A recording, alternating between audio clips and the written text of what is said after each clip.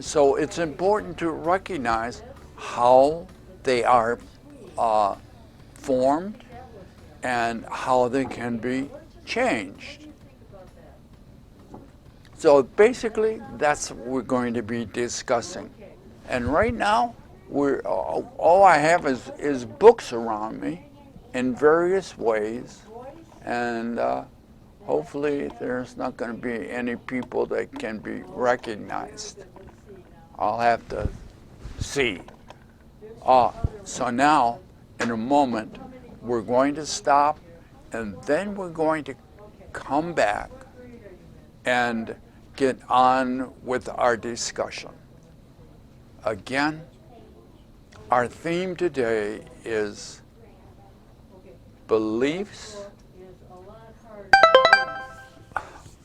Hello, I'm back again, and we're in a different situation now, a different place. We're inside a small, very small little office or study room here at the library. And we have a chalkboard for a change. So we're going to be using that to find out and do our discussion. So I'm adjusting a little bit here.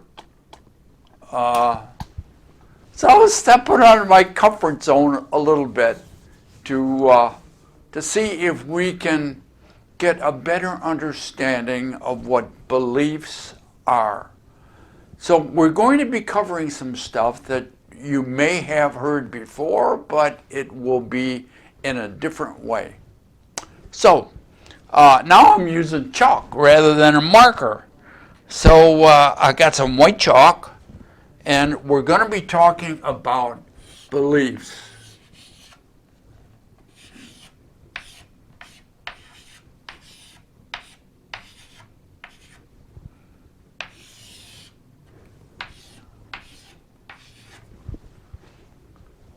Okay, so that's kind of our subject that we're going to be talking about. Beliefs are limitations. Because when you form a belief, you form it on past experiences. Now, I've done this before, and I'll put a link up to it. It's called the 3 models. I think it's called the 3 models. And one of them we're going to look at again to give you an idea of how beliefs are formed. So we'll just have to see what happens here, pilgrims. And it is this. Now, positive beliefs are going to be exciting, but they're not what drives our boat. What drives us is our negative beliefs. Our negative beliefs put limitations on what we can do, what we will do, and how our world will be. Not the good ones. The good ones are nice to think about. But when push comes to shove, it's the negative ones that determine how your life is going to be arranged. So, we have to pick a negative one. And I'm going to pick one that comes up all the time for people when I say, think of a negative belief. And they will say about 2 things, 2, 3 things. And the first one comes up the worst, almost all the time. I'm not good enough. Whoa, went way over here.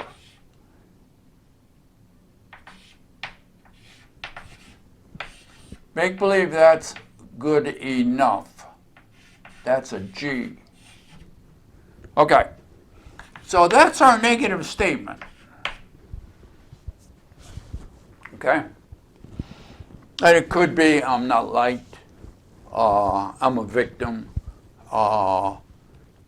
those kind of general themes that run through your life, negative ones, not positive ones.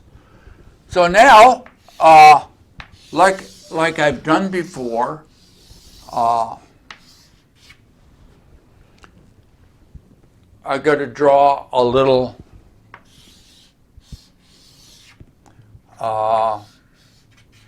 might not look like it. I'm not used to drawing on chalk. Last time I used chalk was when I was doing inpatient therapy. They had a big chalkboard. Whoa, it went about 4 times this. Down the wall. And I could write on the whole thing. A lot of fun. But this here, I want you to kind of get the idea that this is a table. I don't know if it looks like a table from your standpoint because I shoved it too far that way. But make believe this is a table. And then I would ask the person I'm working with or the group that I'm working with, I would say, what's on the table top? And they would say, well, whatever negative emotion that they picked out. In this case, I'm not good enough. And there's all kinds of reasons why they might say this, but I want them to get the idea that you have a negative belief because what holds them in place are these legs. These legs hold the table up. And now it's all metaphoric. What are the table legs? What do they represent? Now I'll give you a second or two to think about that. What do the table legs represent that hold the tabletop up, which is your negative belief? The legs. They would say the legs. I say, well, yes, but what do the legs represent? They represent experiences. Each one of these represent experiences. And then I draw a lot of legs because you got to have a lot of legs, a lot of experiences, crooked legs, fat legs, all kinds of legs underneath this belief to hold it in place. 1 or 2 experiences in your life is not going to cause this negative belief to stay in place because you'll rationalize them away if there's only 1 or 2. If there's a whole bunch, not that difficult. You can't rationalize them away, particularly if they are put in place. The experiences are put in place to represent this, I'm not good enough, by major authority figures in your life. Now, who might they be? Who might those authority figures be in your life that gave you the experience that you're not good enough? Well, I'll only come up with a few. We'll start with parents. Your loving parents cause this to happen inside of you over a lot of different ways. A lot of different ways. Teachers, coaches, grandparents, extended family, older people, because they have authority. So there are a lot of different experiences. I had one guy, and it was his grandfather. His grandfather, they were at a family reunion, and the grandfather tried to hit him. And the grandfather said, "You're no good." And he remembered that. So that was one of the legs underneath his system, his tabletop. And there was all kinds of See, I only see people that have problems. So there was all kinds of them under there that had problems. Now, so that's what I want, that's the point I want to make. Your beliefs have many, many, many experiences. And we'll talk about how different kinds of therapies that get rid of them. Most of which don't get rid of them. They kind of hide them a little bit. They kind of hide them. So this is the first part of the lesson. You have experiences that cause your negative beliefs. Okay, now we're going to take that off.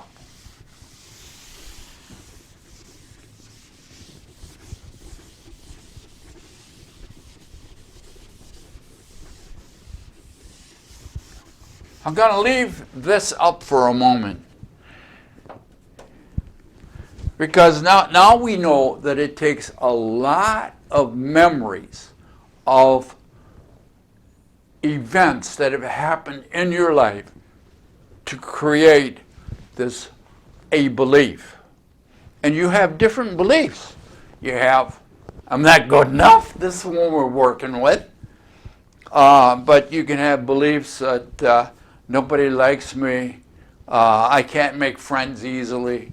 The world's against me. All kinds of stuff like that. So, now, I'm not good enough. We'll just use that one as a model because it comes up a lot.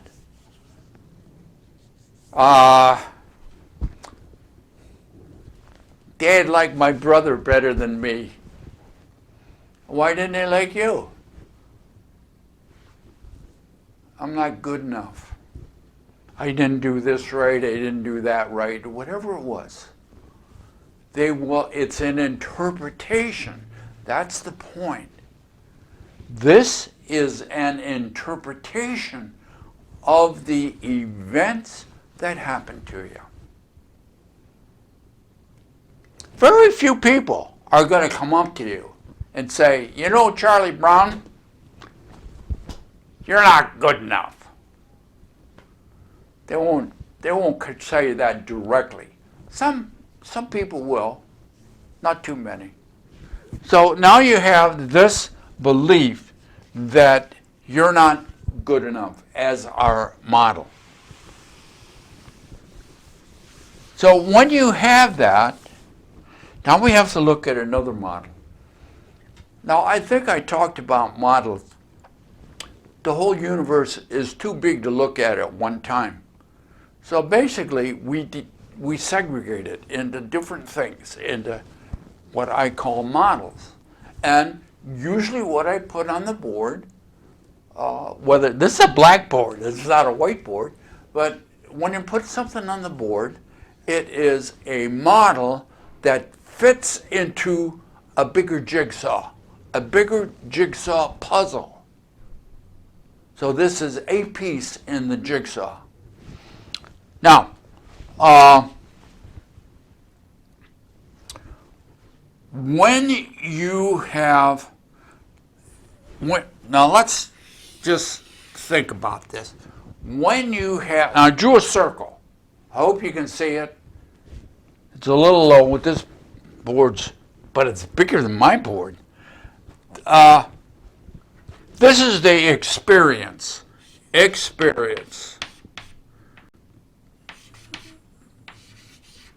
I forgot how to write with a piece of chalk. I went over, but this should be a P E R I E N C E, experience. So we start with the experience. Now here we got the body.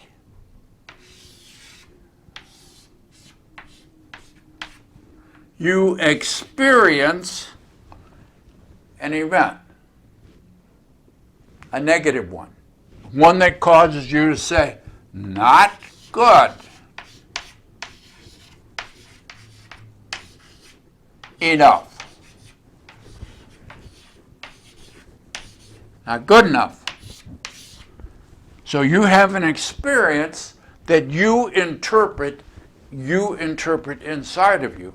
Based upon the experience, you're not good enough. Now this creates a feeling in the body. This is the other thing that is important. Feeling in your body. Can you see that? I can't tell. Okay. I'll put a big circle around. I'll put a big circle here. Feeling in the body. So when you have a negative experience, you interpret it. You interpret it inside of you. You're not good enough. When that interpretation comes up, you feel in your body. You feel in your body terrible.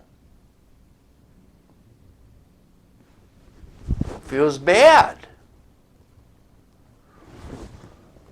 The interpretation is the outside event with some authority figure when you're younger, or if you're not, a co-worker, could be a friend, could be anybody that you would have an experience with, that you would interpret it, I'm not good enough, and you would feel in the body terrible. Cause depression. Cause sadness, disappointment, whatever you want to call it, but the body responds to it. Now, we'll change that in a while because we'll find out it's not the body that's causing it. It's the interpretation in the mind. Now, this is part of the illusion and what is difficult to understand. The mind, everything is in the mind first. Everything is in the mind first, as an interpretation, and then the body responds. This is counterintuitive to what we believe. We believe that, well, it's the outside event that is causing the inside feelings. No, it's not.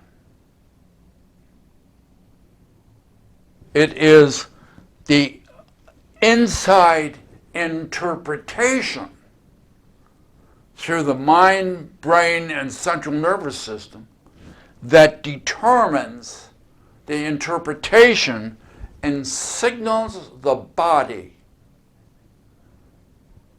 through your reptile how to respond.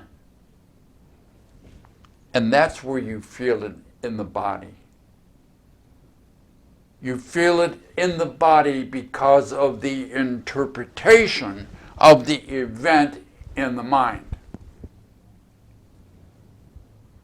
Now, if this happens one time, you see, you're not going to take it serious.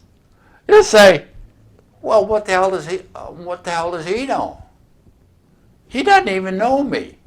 He's just a clerk in the store. He's just somebody I met or something.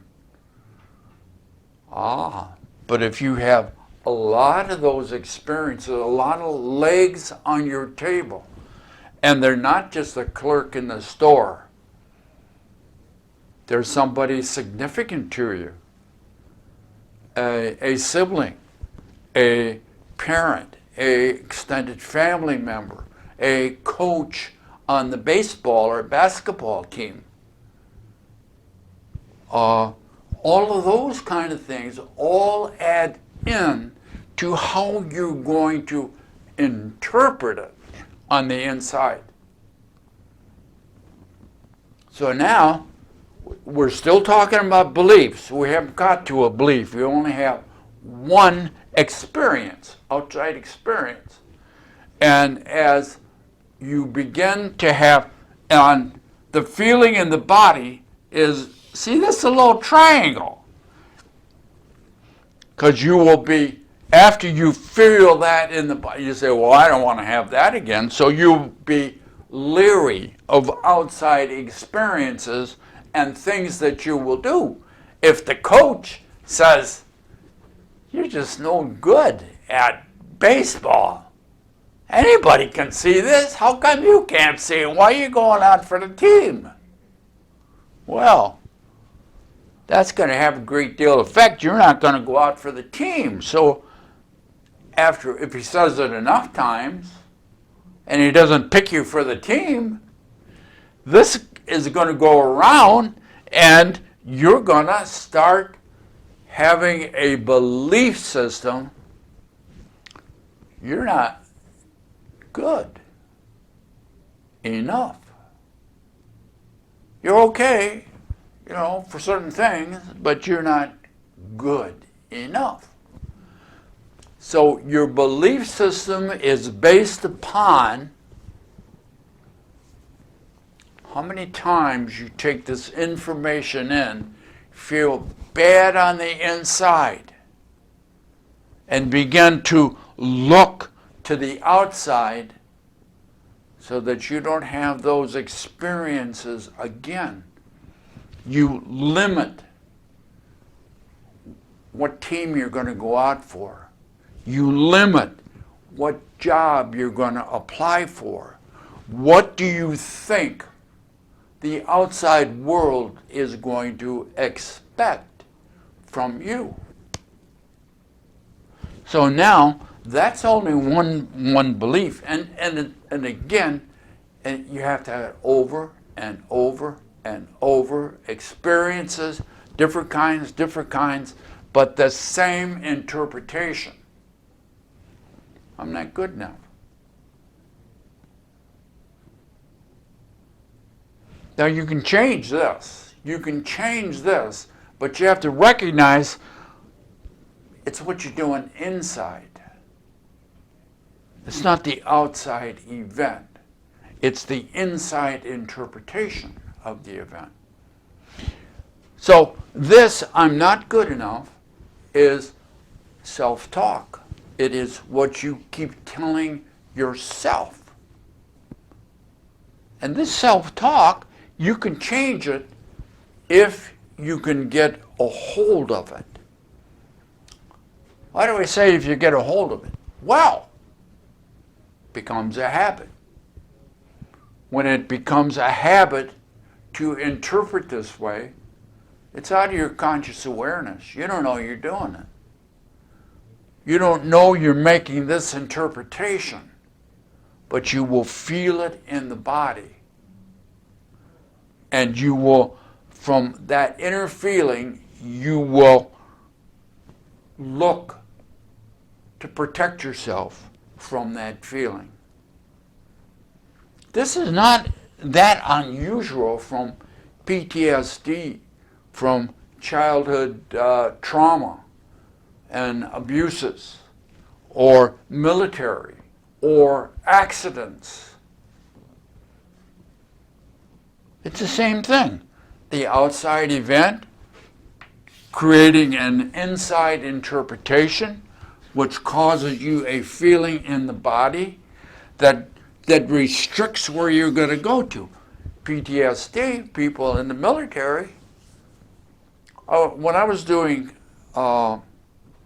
inpatient substance abuse, I had a lot of people coming from the military. At that time, that was Vietnam, Korea, not so much Korea, Vietnam at that time. So there was a lot of military from Vietnam that went through PTSD. And in like the 4th of July, oh, very bad, because the outside environment would cause an inside, the noise, the resonant with the ground shaking, and all kinds of stuff like that, cause the feeling in the body, and they would try not to hear, the rocket's red glare, see that, or hear the explosions. Had one guy crawl under the table, put pillows over his ears so he couldn't hear it, because it was so devastating to him in this process. So now, so now you get the idea. Now I'm going to take this off because I want to draw it a little bit different.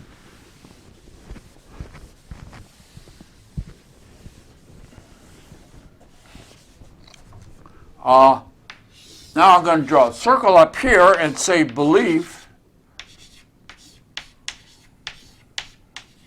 And what holds a belief in place is the experience,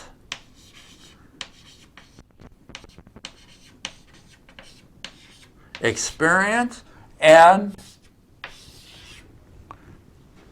the feeling.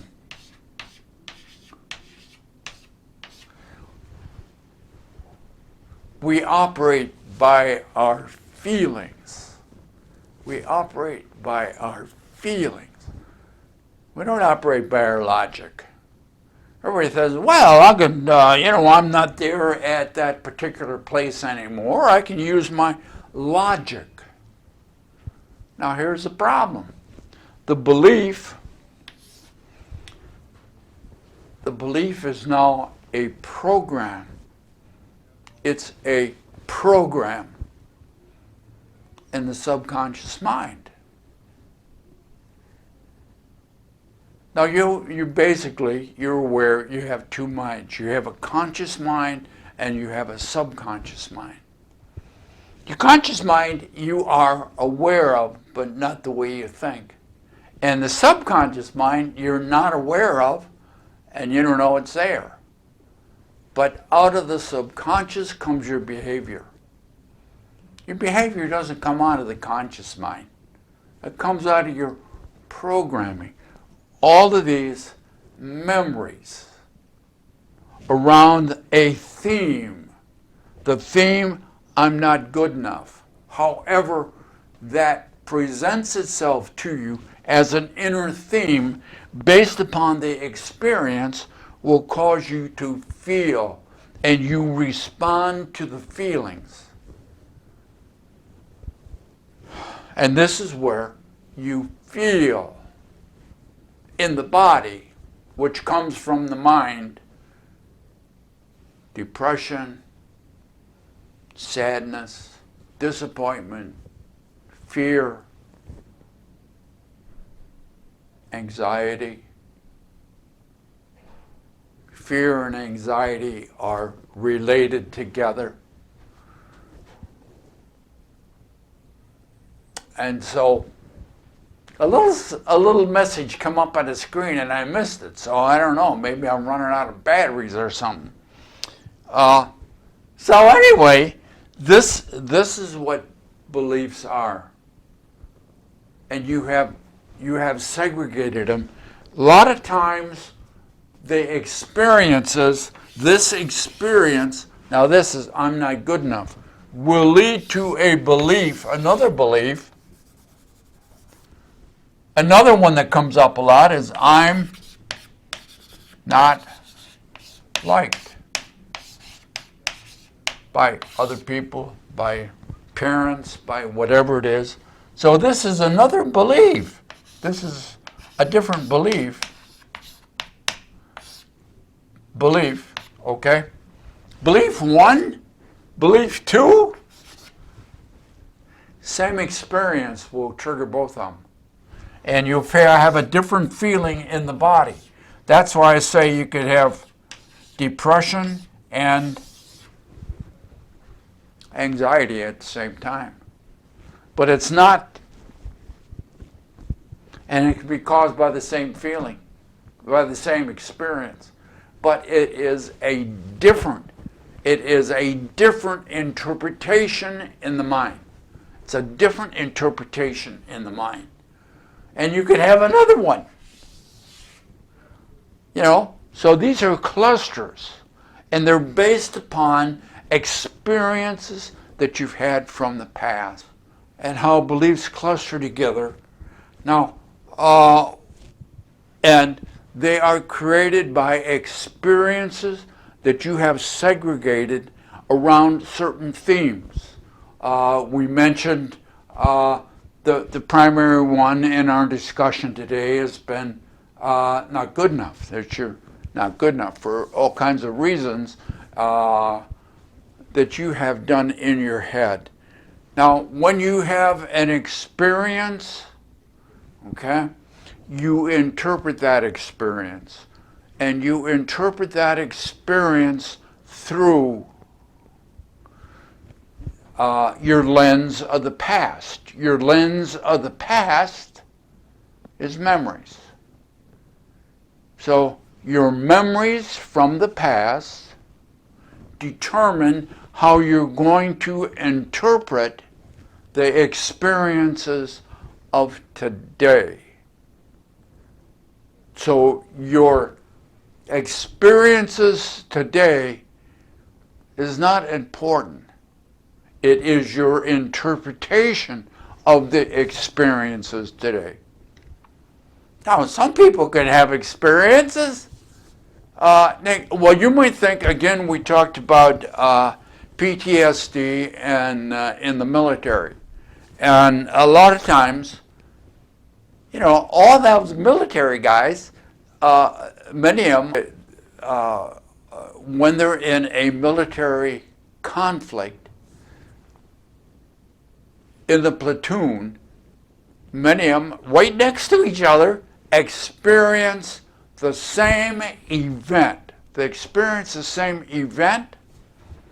One will get PTSD, and the other one, I don't see a problem. That's the way life is. So it's not the event that's happening. It's not the experience that's happening. It is the internal interpretation. So now I call it healing. By healing the past, you change how you interpret the present. Therefore, the present is different when you heal the past than if you carry all this stuff, all these negative beliefs around with you. You interpret your world differently.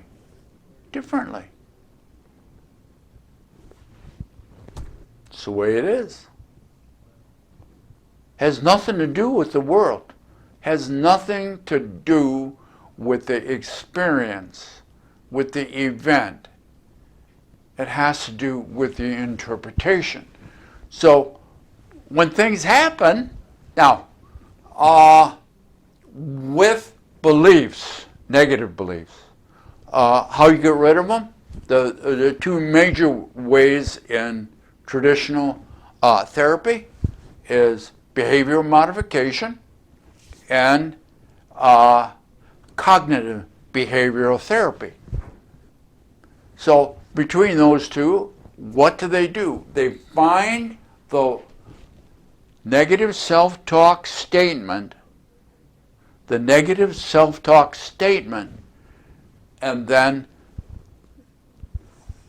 they challenge it. That's the term. They challenge the negative statement to begin to reduce it. And it will have an effect. But here's the concern. This is programming in the subconscious mind. and you are using logic in the conscious mind. And the logic will have an effect in the short term. But unless you move into that unknown space, and you can do that through cognitive therapies, unless you move beyond the conscious mind and change the internal programming, it's short-lived. Why? You didn't change the programming. You changed the behavior. You challenged the behavior, but you didn't change the programming. So there's still more to talk about here. But the main thing is, change the past, heal the past, heal the trauma, and you're going to have to step up that to heal it. And it's very difficult just to let it go. But there are other techniques that will support you in making changes. And we'll talk about those around beliefs next time we get together. So be good to yourself in the meantime. Subscribe below. If you stayed this long, this is a longer one than I thought. And hit the like button. And we'll look forward to seeing you next time.